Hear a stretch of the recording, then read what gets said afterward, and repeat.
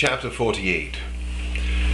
Has the famous story that stands at the beginning of the Bible really been understood? The story of God's hellish fear of science. It has not been understood. This priestly book par excellence begins, as is fitting, with the great inner difficulty of the priest. He knows only one great danger, consequently God knows only one great danger. The old God, all spirit, all high priest, all perfection, takes a stroll in his garden, but he is bored.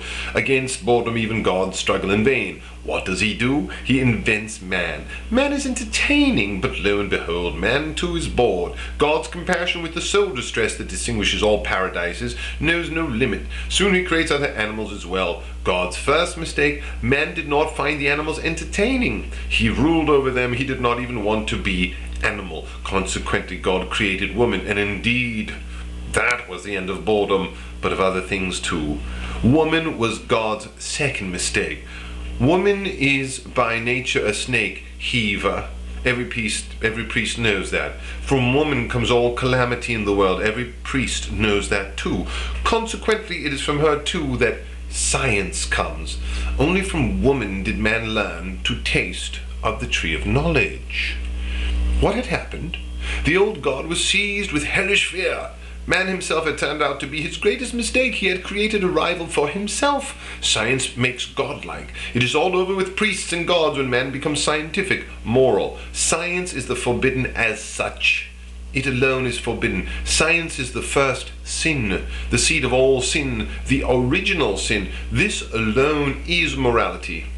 Thou shalt not know. The rest follows. God's hellish fear did not prevent him from being clever. How does one resist science? This became his main problem for a long time. Answer: out of paradise with man. Happiness, idleness give rise to ideas.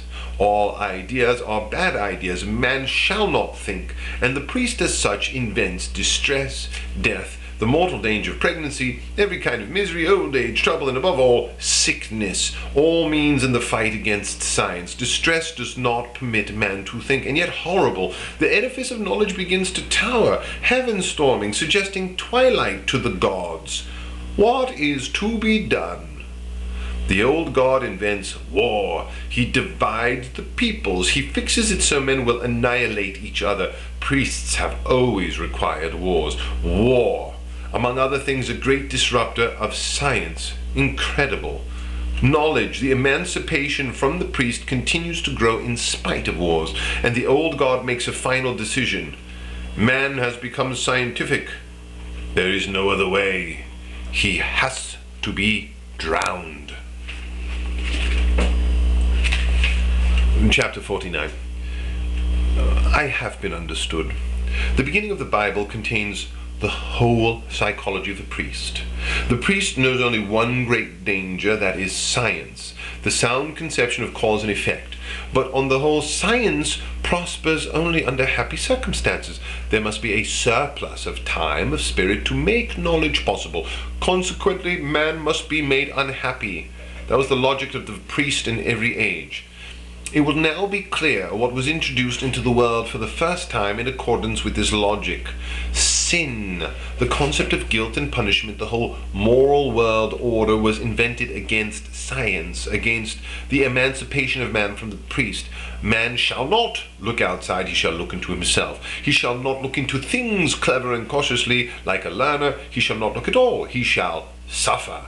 And he shall suffer in such a way that he has need of the priest at all times.